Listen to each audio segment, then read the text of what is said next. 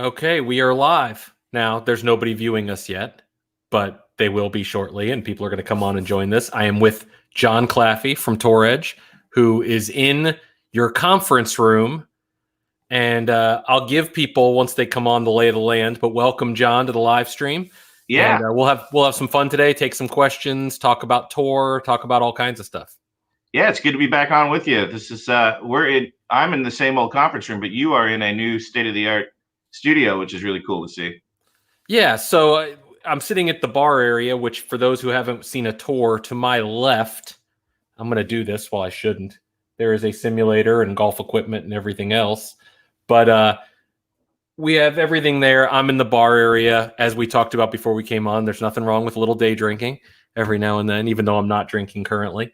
People are coming on saying hello, hello, hello, hello, old dude. Hello, Carl. Hello, John. Hey, guys. Thanks for joining us. If for those that want an idea of where John is in the building, when you walk into Tor Edge, and if you make a right by the front desk and go all the way to the back, he's in this conference room, and it is a very cool conference room because as you can see behind him, he's got staff bags, but there's also golf bags.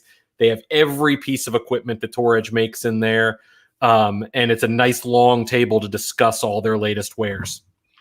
Not getting too much use these days, but that's why I picked it for a good spot for me today. Now, you guys are back at work. You're in the office. Is everybody back at work? Is it just part? Yeah, it's everybody, being very careful. We're out here about an hour due west of downtown Chicago. So it's a little better out here in what we call the country suburbs. But we are taking everything very seriously. We do temp checks every day for every employee. We wear masks in all common areas and in all meetings. So we are back full time. I've been back in 5 days a week for over a month now. And as we were talking about, you haven't had a vacation in forever. Probably need one. If Dave's watching this, give the man a vacation. It's just been crazy this year with, all my vacation days. I usually am very good at scheduling them out at the beginning of the year, and everything just got canceled. So, I've got to find a way to take some days here and save my sanity. But I got a good place you should consider going. I'll talk to you about it when this is over. There's a lot. I've only been back in the Midwest for 3 years, and there's a lot of lake life going on up here, and I'm getting a little jealous of all these people that know how to get up to a lake and disappear for a weekend and get on a pontoon boat or whatever. But that's what I'm looking at right now.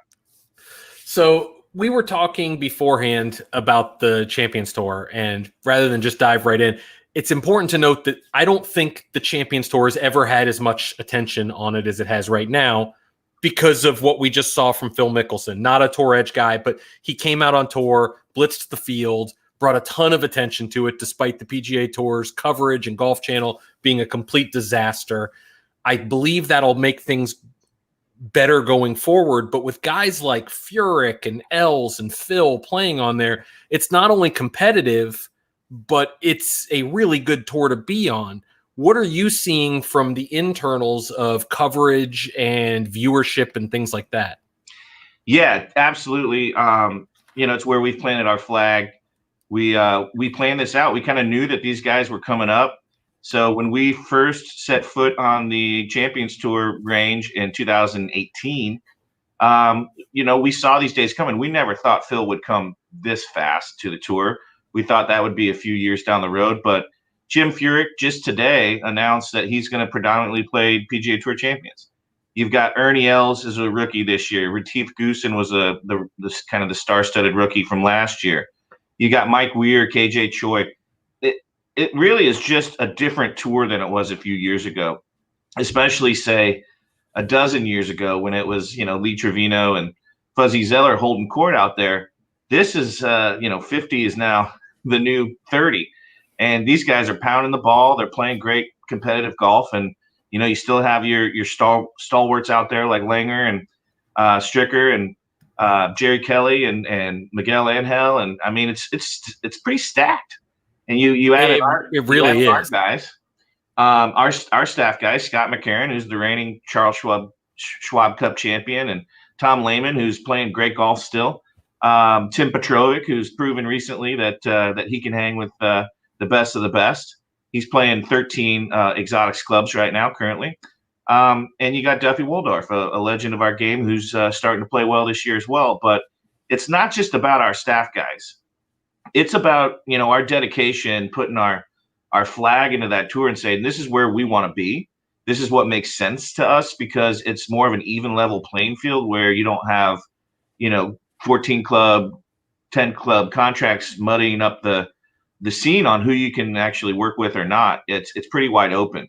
And so we set up out there every week with 2 reps. We've got some amazing tour reps out there, and we go out a lot as a company. Dave Glod, our president and founder, will go out. John Craig, our executive VP, and I'll go out to, just spend time out there and take it all in. And it's absolutely been working for us, because despite having 4 guys on staff that we can use for commercials and whatnot, we have had, I believe, 35 different guys put us into play just this year. There's only been 8 events. So at the last event, I think 20% of the field was gaming some kind of Tour Edge club.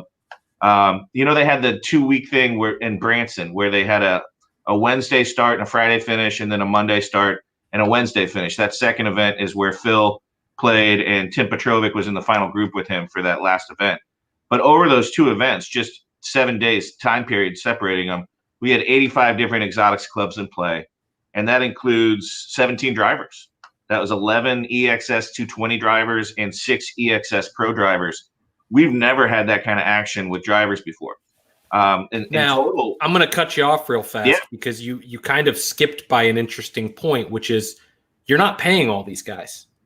You have a very small tour staff that you use for commercials and for product appearances and things like that. The rest of it is 100% organic. It is. There's no tee up money. It's the old school way of going up and setting up on the range and just making ourselves available to service these guys. And it's just turned into gangbusters. The word has spread about our drivers. We're working with 20 different guys right now that haven't put the drivers in play, because the word spread like wildfire at how well it was treating guys. So we've had 40 drivers in play so far this year in 7 events. That's 16 different guys. So the majority of them are staying in play. We go out there and we work with the guys on the range on TrackMan.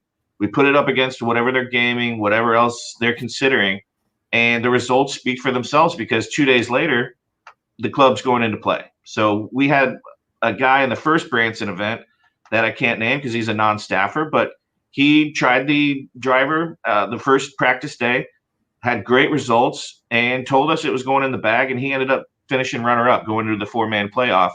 And then the week after, he had obviously Tim finish runner-up. So 2 straight runner-up finishes with driver, Tim playing the pro. The original guy was playing 220. So we have 2 different drivers that we're able to work with. And it's just, to have 40 drivers in play over such a short season so far is something we've never experienced. And it's definitely, we've broken through in the driver category. We're going to take some questions. I know that there's a bunch of people who are also heard contest and are here for that. Stay tuned. We're going to have some details on that and give some stuff away. But I'm going to take some questions. I'm going to start with this one, because right before we went live, John and I were actually talking about this very topic and looking at some data. So do you want to answer this one for them? Sure. Yeah. So obviously crazy year, Paul. It's been a roller coaster. April being down up to 90%, with everything closed, just nothing going on. May slowly trickled back and was like, okay, wait, what is this silver lining we're starting to see? And then June just was a rocket ship, where I think the entire industry can say, it was hard to keep anything not bolted down inside your headquarters. But we're definitely seeing major increases, from what we hear from our retailers, from what we hear from our reps, and some of the data that you see for market share. We're making huge gains. We've, I would say double off course, John, double year over year.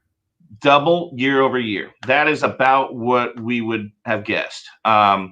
It's crazy. There's so many new people coming to the game. I think the NGF has said 500,000 new junior golfers and a 20% increase in total golfers compared to last year. And we are positioned very well for that kind of action, especially new people coming to the game looking for an affordable but yet quality, complete set. We've sold out of most of our complete sets since, this kind of craze started, this golf boom. And I kind of think it's bigger than we've ever seen, like even bigger than the Tiger effect, JB. It kind of harkens back to what I remember seeing as a kid in the mid 80s when you had Callaway reps, becoming millionaires and everybody and their grandma was playing. But that's kind of how it feels. And obviously, I think it's going to last because a lot of this came from competitive sports being shut down. And that's why there's so many juniors that came to the game. But I think a lot of it was just more families going out together and playing as a family.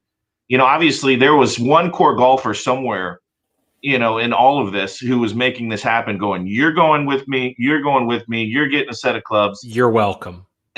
Yeah. So exactly.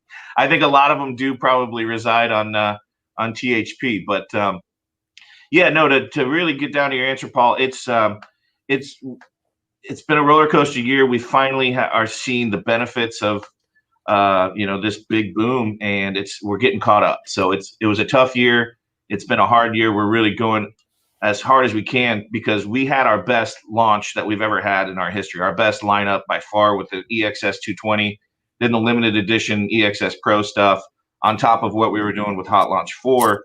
It was easily our best, highest performing line we've ever had. And we were probably going to shatter every sales record if this pandemic never happened, but we're in a good place now. Next question is kind of segueing from that. How does the future look sales wise? And this is an interesting conversation because if everybody buys something now, who's going to buy stuff in January?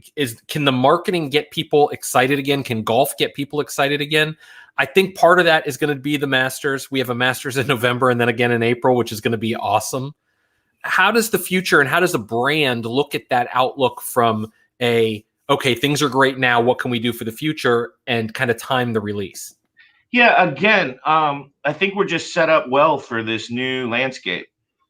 We have always been one of the more complete manufacturers from top to bottom when it comes to having a golf club for every type of player. Whereas your big guys have really moved up that price ladder and are targeting about 6 to 8 million core golfers. There's now 25 million golfers in the game, and we are concentrating on everyone. We have exotics for that core golfer who's looking for tour preferred type stuff. We have your mid-tier price point in our hot launch stuff. And that has really been amazing for us as far as keeping up with the Joneses, because we are literally on a price point island all by ourselves with that product. You cannot find another product that has as much tech and performance that's jammed into it at the price points we're offering with Hot Launch. And it's all based around making the game of golf easier with playability. So you'll be seeing some big stuff from us coming up with Hot Launch. Just a little hint right there. And obviously, like I said, our other part of it that really completes our line and makes us a lot different from some of the other manufacturers is this, what we call the Get in the Game series. It's all of our complete sets, the bazooka stuff, all the women's sets, the junior sets, your price point stuff that is really made to perform. So I feel like we're just set up better than a lot of manufacturers to really cover all the bases when it comes to all these new golfers coming to the game. Dean asked this as you were answering it. It says, how well does the Hot Launch line do for Tour Edge? With the price being super competitive, and then he responded with, well, you kind of just answered it, and you did.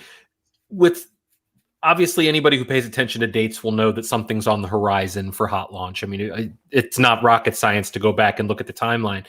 Have you started putting that together for the next generation? Is HL4 sold out basically, or is it flying off shelves still? It is flying off shelves. It's not sold out. It is sold out in certain SKUs. I mean, we're getting a lot of that even with EXS 220 right now. It's hard to keep anything in inventory right now, which is a good problem to have as we enter, the fall season. But to get a little bit more, answer that question, Hot Launch has been everything to us. Really, it's how we are now advertising on the Golf Channel. It's kind of paying the bills around here. Because really, I think the most genius thing we did was attach this 48-hour custom fitting program to it. Since we launched Hot Launch, I believe our custom orders are up, I would think 350% in the last 5 years. And that's all Hot Launch driven. We were trying to open up the floodgates to custom fitting to your weekend warrior, to your guy who isn't going to want to pay so much for, clubs, to get the performance and the tech that you alluded to, that it's there. But nobody else is even thinking about custom fitting with this price point. So we have brought thousands of new golfers to considering getting custom fit. And then that club is just going to show up at their house anywhere in the continental United States 48 hours later. We really take a lot of effort here to make sure that happens. To have somebody in Seattle go get fit, and have a custom build arrive to him 2 days later, because he's probably got an event coming up where he hasn't played in a while and he's trying to get ready for, to go out and impress some of his guy friends or gal friends. To get that custom build in 2 days and go out and play it has been a huge deal for us. Jeremy just asked about that. Are you able to do the 48-hour custom during this crazy time? We took it off for a little bit, but it's been back for about a month, and we're back at it. That's impressive to say the least. We'll get back to some more questions here shortly. For those tuning in for a contest, we're going to give away a Wingman putter. And before we get into how you enter, that part will be easy. You play a Wingman putter. I do. Which model are you playing? I play the 01 toe hang. It just fits my, if I miss, I'm going to pull. And it helps with my little arc. So that's been my go-to. I absolutely am putting lights out, because the lock-on technology for me has been a game changer, where it's just You're such a PR guy throwing out the tech names. Well, lock-on is a great name for a Wingman, first of all. It is. I got to throw that out there. But what's cool about it is that it actually works. It's the easiest thing I've ever seen with a putter to just do real quickly with your eye and know your lie angle is on target.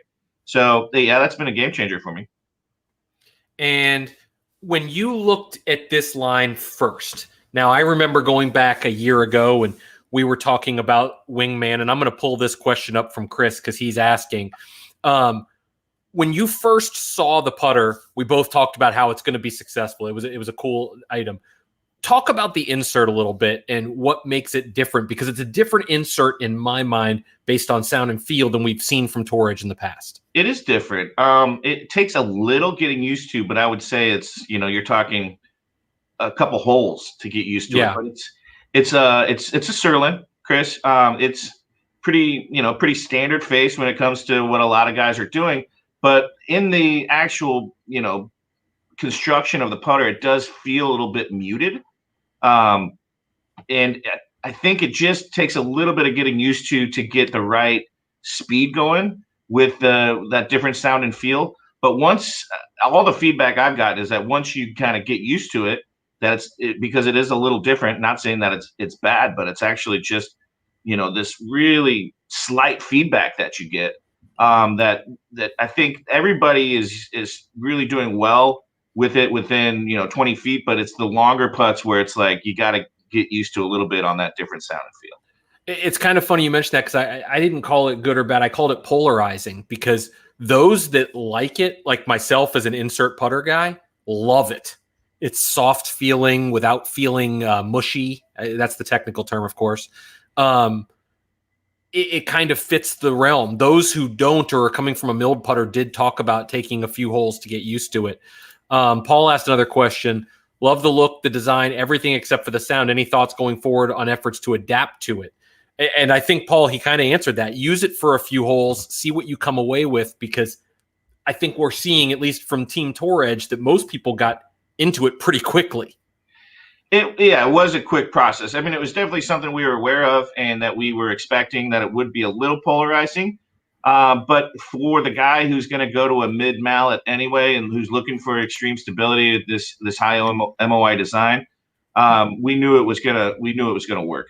We had guys, we kind of pulled Wingman off of tour because we got into the driver category so much that we didn't have time to even think about getting over to the putting green. But we did have feedback from those guys saying, hey, it's a little different, but it's function over form for a lot of this, where the guys were just putting lights out with it because of that lock-on technology, because of the high MOI and the high stability. So it was the sound and feel. Yes, it's different, but the putter works. And I feel like we would have gotten a lot in play if we had the manpower to try to do that on tour. We're going to take a few more questions here in honor of National Women's Day. Josh's daughter is a high school freshman. Where do they start when looking at a Tour Edge line from a fitting perspective? Yeah, I mean, I think the best thing is if you're not feeling like going into an actual fitter, one of our 850 fitting locations would be to do your research. She's a freshman, so I would say that she's probably not going to grow all that much more.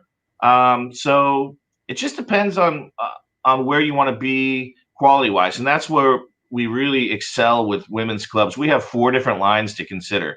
So you could base that off a price point, or you could base that off of, hey, I really want to go all in and get her the best of the best, all the way up to, our most complete set that's going to be is actually a piecemealed set when we take it's HL3 to go for women. And we take all the HL3 clubs from the past iteration of Hot Launch, and they're half-inch shorter in women's shafts, and it's all the stuff that we would have sold individually anyway. So this is kind of top of the line. Then the next step down is Moda Silk, extremely high quality clubs, and now you're getting a little bit more into the color and the fashion, but you're also mixing in performance. And then you've got Lady Edge, which is probably our best seller, and it's a price point performer. It's when I talk about the fact that we're a value, we make a lot of value clubs. I think where we need to concentrate on there is it's not just value, it's performance value. We spend a lot of time to make sure that these clubs are playable for beginners and for people that are just coming to the game. So the lofts are a lot higher than you'll find in other clubs that are out there. The kick points are better, just to get the ball up in the air and get things as easy as possible to get you started out. So it's a price point question for yourself, but if you're going all in, I would say, take a look at that HL3 to go. This is an interesting question from JB Cobb. What do 2 separate OEMs arrive at the same Wingman at the same time? What did people at Tour Edge think of that? Oh man, PGA show. It's just like, are you kidding me? And it's orange as well. But I believe we had that one beat, It seems to happen to you guys a lot. Yeah, I mean, I was going to say it happened with us with CBX as well. Yeah. And, we just don't like, causing, making too much mud out there and getting into lawsuits. I think I've learned personally, you try to avoid a lawsuit like it's the plague, and it's just not worth it to get into this kind of stuff. And we got by with the CBX thing, and then we just let it go. I don't even think we ever sent them a letter or anything. And the same thing with Wingman. It's just, I think they've got it in other countries. We've got it for the US, and it's just like, fine. Yeah. So what we're going to do is we're going to give away a Wingman putter, and there will be a thread on our forum immediately following this. You're going to go on, you're going to tell us which Wingman you want, model-wise, and why. We'll have a graphic that shows the 3 of them, and then we'll pick somebody to win. John's going to personally build it for you, probably not. But and then we'll get it shipped out, probably also not in 48 hours, but you're going to get it quickly. And then we're going to ask you to at least share what your thoughts are, because we have Team Tour Edge who reviewed it. I've done some posts on it. There's been a lot on it, including a video we did with Dave Glad from the PGA show. So enjoy it, and we'll get this thing afterward. I want to thank John for coming on. One last thing that I was asked to ask you going in is you've had a long career in golf, and you've worked with multiple brands. Right now at Tour Edge, we're seeing a very big surge since you've gotten there, and you're doing different things at Tour Edge than we had seen in the past. Where's the limit? Are you looking at, hey, we're going to be out there and be one of the biggest, or do you guys like your niche of the small market, we can do things our own way kind of thing? Yeah, I think it would surprise people to know, where you mentioned we're doubling our market share, year over year, and I think it would be interesting for people to actually know that, like, off course, we're a top 5 seller as far as units go. We're moving a lot of golf clubs, and it's been a 5-year run where we have had, it's not exponential growth, but it's, it could be considered very close to it, where we are just, this year's obviously a little different, but we probably would have been 35% up if the pandemic never happened. So we are really making moves. And before golf was booming like it is now, we were making those moves. So this has kind of been a perfect storm brewing for the last 5 years. And it's not just the marketing, it's our focus on R&D. We have brought in 2 engineers to work with Dave Glod. We have invested in our own swing robot we call Ted for tour edge development. And you guys are, if you thought that EXS 220 and EXS Pro was a next level for us, we're just going to be able to keep ratcheting that up every year because, Matt Neely has joined us. Matt is a young engineer whiz. He's our new vice president of R&D. Which one do you play? 220. Okay. 80% of the guys should be playing 220. We're seeing that even on champions, they're choosing 220. Pro is for, your guy who really wants that low spin, probably 105 mile per hour or above. I am not 105 mile per hour or above anymore. But yeah, back to Matt Neely. He's a young whiz who's come in to help Dave. He was with Adams, he was with TaylorMade, and he was with Nike. And so he's brought a lot to the table to work with Dave, who's been doing this for 34 years as our chief designer. And we also have another engineer that's joined that team that's all in-house. So it's pretty impressive what these guys are cooking up, and we can't wait to share some of it with you. But it's we saw with the Pro driver you just held up, it had the flight track. That was the first time we got into that technology. And so we're starting to innovate. We're starting to kind of step out of the box and come up with stuff on our own that nobody else is doing. And you guys are going to see a lot of that soon. Well, we want to appreciate everybody with your questions. We're going to wrap this up with John now. We know he has busy work to do. And we're going to start that contest on the forum. You can go on there and do it. We'll have some links out on social media as well. If you missed this and you're catching up to it later, don't worry. The contest isn't closing right now. It's just starting. We'll let it run for a day or two, and then we'll pick a winner. So, John, thanks for coming on. Yeah, thanks for having me, and good luck, everybody, in the Wingman contest. And always good to be with THPers.